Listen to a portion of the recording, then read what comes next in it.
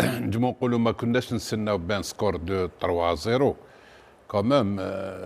قلنا موان نسيو نديروا المجهودات اللي لازم ونسيو نلعبوا، لان انا قلت لك من الاول وانا نقول لك بلي ما تهمناش الارجنتين، حنا نحوسوا كيفاش نتكاليفياو، باش نتكاليفياو ونسيو نديروا تو نوت بوسيبل باش نسيو نديروا النيل او ما نخسروش بان سكور باري.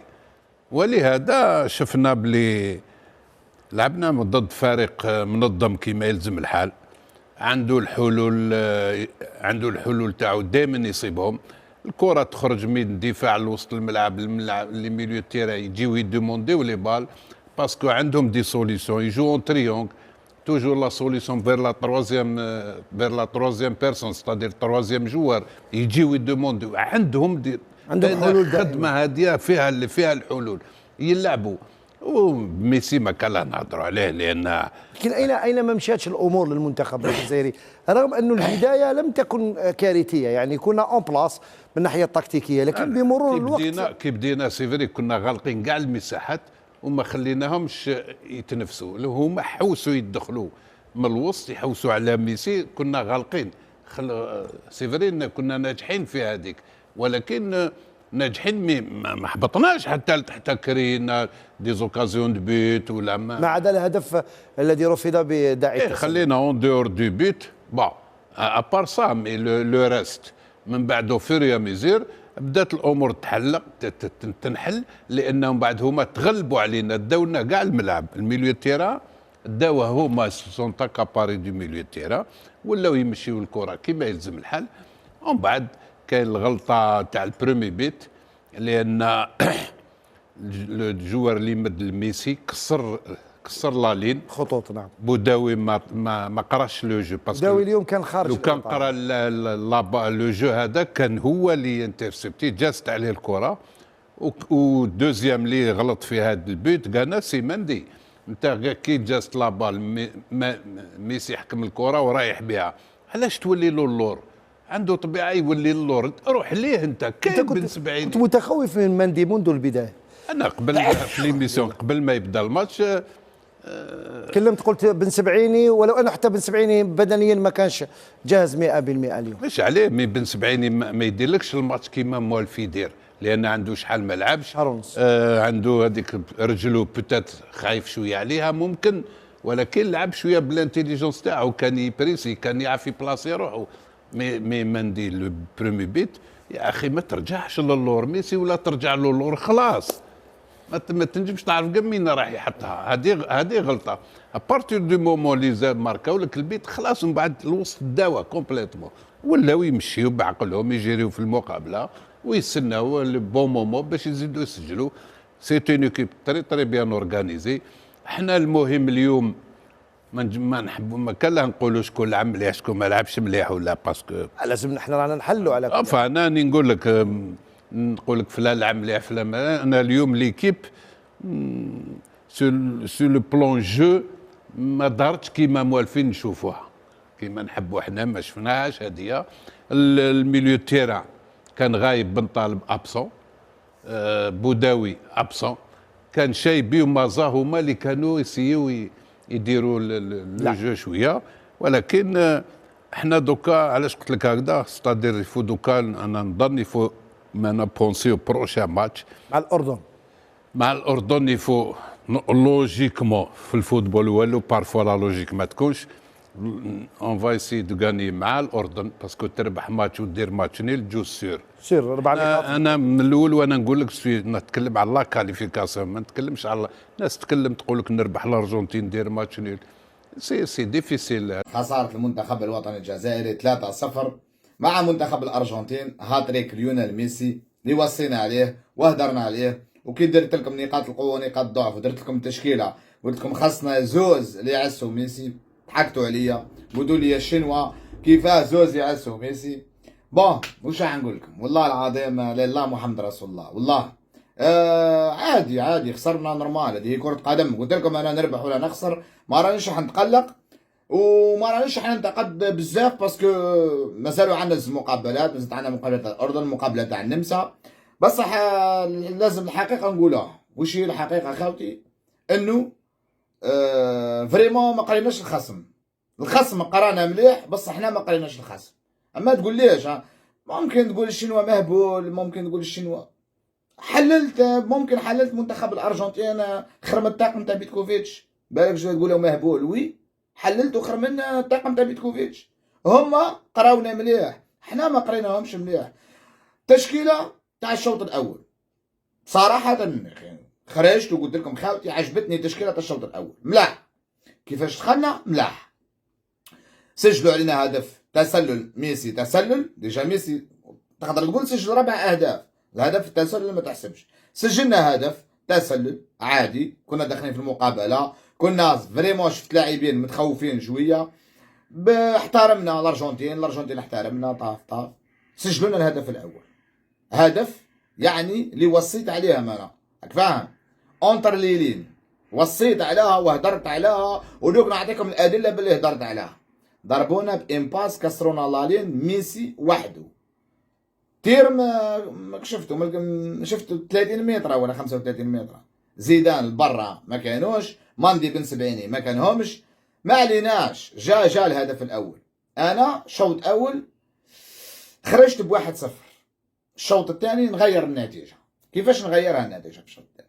انا مدرب نخرج نشوف الشوط الاول تاعي باين عندي بوداوي ما كانوش، عندي بوداوي بوداوي اليوم ما كانوش والو، يجري تقول واحد حكمه من اللورا ما كانوش. ماندي كارتا باس صحيحه ما قدرش يديرها، يحكم بالون يمد فيها الادفيرسير ما قدرش يمدها.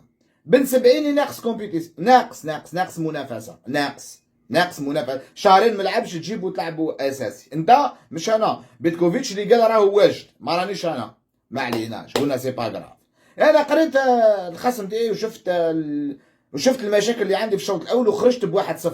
يا خويا نغير، انا تتراوي على جديد وتتراوي انا نعاود ندخل زروقي ونعاود ندخل عوار، على دي تتراوي انا على ديت وانا تتراوي، على دي تتراوي. عندي مشكل في خط الدفاع، خاوتي بالغالي وايت نوري مشاو.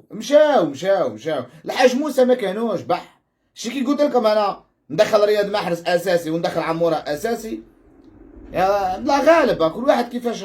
نعطيكم برك بروفا صغيره برك بينك باللي قريته انا الارجنتين، انا قريته انا، راك فاهم؟ مناصر، انا جست مناصر ويوتيوبر، راك فاهم؟ بصح كي ندير حاجه نديرها من قلبي ونديرها صح. انا غادتني الخساره، مش غادتني انه خسرنا، عادي خسرنا مع بطل العالم، راك فاهم؟ بصح طريقه الخساره يعني احنا ما قريناش الخصم، راك فاهم؟ اول مباراه حقيقيه لبيتكوفيتش، اول مقابله تاعو صح مع منتخب كبير، راك فاهم؟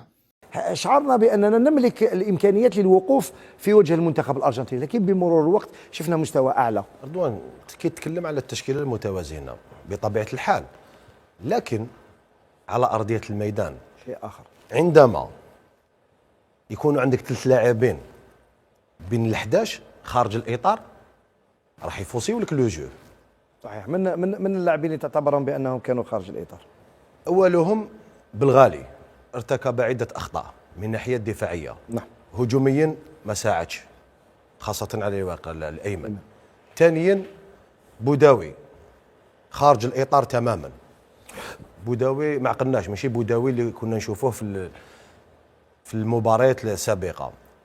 وثالث لاعب غويري اللي ما عطى أي حلول للهجوم تاع المنتخب الوطني. كذلك بنطالب نوعا ما يعني وسط الميدان كذلك حتى حاج موسى لم يكن في المستوى، يعني جايك حاج موسى 3 نحسب 3 هذوما. لا حاج موسى انت يا حاج موسى كي ما تعطيلوش كورات، ما تلحقلوش كورات كومام. وكي تقول لي حاج موسى ما تلحقلوش كورات، نقول لك ايضا غويري كي ما تلحقلوش كورات، بما انه غويري حطيته مع الثلاثي، حطيته مع بالغالي اللي ما كانش في المستوى، نوافقك، وبوداوي ايضا وغويري. لكن انا نقول لك ماشي غير 3 سير لو 11 رونترون، لي 11 جوار اللي دخلوا ربما تقريبا نصف التشكيله كانت خارج الاطار. غويري احنا ما نتكلموا عليه من الناحيه الهجوميه، اتكلموا عليه من الناحيه الدفاعيه ما قلقش لي ديفونسور، خلاهم يلعبوا الاس، كل ما يحكموا على ديفونسور يلعب بريح. وكن عموره ولا لاعب واحد اخر على الاقل يجيني شويه، هذا من الجانب الدفاعي. نعم، واصل امين. على العموم فوز مستحق للارجنتين. نقولها بكل صراحه بكل جداره واستحقاق. طبعا هذه ما يختلفوش فيها صح. كيما نقولوا عرف كيفاش يسير المقابله، لعب على حسب لو ريتم ديالو، يطلع وقت ما يحب، ينقص يهبط وقت اللي تحب. القوه ديالو كانت في 30 متر الاخر. حنا كنا تكلمنا في الكوليس، كنا نشوفوا في المقابله كي تشوف انت كيفاش الطريقه اللي يخرج بها، انت تبان لك ببطء لكن يعرف كيفاش يبني من الوراء الى وسط الميدان، يلحق عنده كما نقولوا 30 متر الاخر يطلع في السرعه.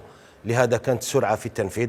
وكان تشوف انت الهدف الاول بلا باس العموديه اليمينات 6 لاعبين تقريبا صحيح، ماشي تقريبا 6 لاعبين، بقاو 4 لي ديفونسور. وثاني كذلك لازم نقولوها اليوم بكل صراحه ما عندناش حارس مرمى. انا تكلمت عليها ونزيد نقولها اليوم بكل موضوعيه. اليوم الحارس المرمى تلقينا 2 أهداف. انا نقول باللي الدفاع ما البرومي بيت بن سبعيني ومندي يسالوا في الهدف مع حارس المرمى، باسكو حارس المرمى كان قادر يتصدى. دائما اللي بيت جاونا من اللاكس، باسكو علاش ما كاش الضغط على حامل الكره. ميسي يحكم الكره، انت دوكا ميسي راهو جاي خلاص قريب ل 20 متر او 25 متر، علاش تولي للوراء؟ شفنا بن سبعيني ومندي مولين للوراء، لا رحت لازم تضغط على اللاعب. صحيح. لهذا سهلوا المأموريه. وميسي تتكلم على احسن لاعب في العالم، ما تعطيلوش المساحات هذوك خاصه قريب للمرمى. لهذا ثاني زيدان شفنا الهدف الاول كان قادر ديجا قاسها، يتحمل المسؤوليه. انا نقول ماشي 100%. لهذا انت حارس مرمى في هذا كي تشوف انت الارجنتين ما خلقوش فرص كثيره خاصه في الشوط الاول. صحيح. انت تحسب 2 تير 2 بوت. لا لا بريمير ميطون خلصت 1 مقابل 0. نوني نحكيك بين الشوط الاول والشوط الثاني سما تيرو 2 تير 2 بوت. التير الاول تاع ميسي سجل. الهدف الثاني اللي تيراه اللاعب ماكاليستر، عاود رجعت الكره اللي ثاني يسال فيه الحارس المرمى اللي عاود رجع الكره ما عرفش حتى وسط الدفاع ما كان حتى واحد فلاكوفيتش. المتابعه هذه هي وهنا وسط الدفاع يتحمل المسؤوليه. خلينا هي كي تكون كي يتماركا البيت مشتركه لكن 100%. نو 100 باسكو علاش ان غارديان دو بيت انت التير هذاك انا شفناه كان قادر يديفي في الكوتي يبعد الخطوره. هو وين ولات لابال الى وسط الدفاع وسيفري. ومن بعد المتابعه ما كاش متابعه حقيقه. لهذا انا نقول باللي شوف لعبنا ضد فريق تكلمنا قبل المباراه، فريق جد يلعب كره جماعيه، فريق منسجم عنده الدفاع صلب. ثاني كنا قادرين عملنا بعد فترات على بعد فترات ضغط العالي على حامل الكره على الدفاع.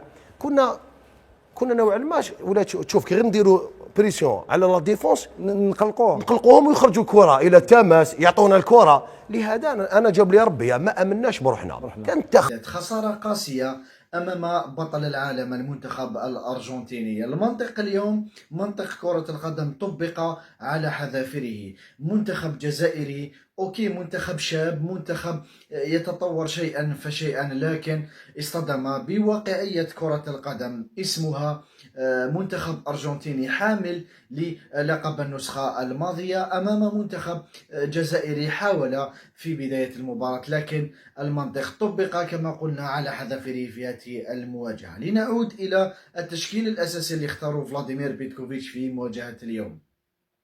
هل أخطأ فلاديمير بيتكوفيتش بالاعتماد على نظام 4-3-3 بعدما جرب العديد من المباريات ولعب 5-3-2؟ هل أخطأ فلاديمير بيتكوفيتش لما خلى محورين فقط ماندي وبن سبعيني لم يشرك المحوري الثالث الذي كان يدير تكتل في الخلف ويمنع الكرات في العمق من قبل الخصم؟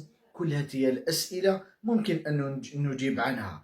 تقريبا 3 أهداف للمنتخب الأرجنتيني سجلت من قبل ليونيل ميسي بكرات في العمق. هذا الأمر كنا قادرين نتفاداوه يا فلاديمير بيتكوفيتش، لأنك في العديد من المباريات جربت 5-3-2، فكيف أمام منتخب أرجنتيني تلعب ب4-3-3؟ اوكي، ما حبيتش انك تشد يعني الريتم المباراة على عاتقك طيلة 90 دقيقة، لكن انهزمت بثلاثية في نهاية المطاف. يعني لماذا جربت 5-3-2 أمام الأوروغواي؟ وعلاش جربتها في العديد من المباريات؟ ولما نلحقوا المباراة الأرجنتين تلعب ب4-3-3 بوسط ميدان العب لأول مرة وبخط هجوم العب لأول مرة. كل هذه الأسئلة ممكن نسألها اليوم لفلاديمير بيتكوفيتش اللي كان يسال في هذه الهزيمة مثل ما يسال فيها لوكا زيدان. هذا الحارس اللي حضرت قفازاته، بالعكس حضرت قدميه وغابت قفازاته. حارس يلعب جيدا بالقدم، ساهم في عملية البناء في أكثر من مرة، لكن غاب في مهمته الأساسية واللي هي حراسة المرمى. الهدف الأول اللي كان من ليونيل ميسي يسال فيه كل من نبيل بن طالب وحتى هشام بوداوي. قبل ما نرجع إلى محور الدفاع اللي تلقى وجد نفسه مباشرة مع ليونيل ميسي، تسديدة ليونيل ميسي كانت مدروسة. اليوم لوكا زيدان يسال في الهدف لأنه كان قادر يكون قريب من المرمى ويقدر يحكم تلك الكرة اللي كانت مدروسة من قبل ليونيل ميسي، وفي أكثر من مرة سدد من بعيد، يدرك أنه الحارس قصير ويقدر يسجل له من بعيد.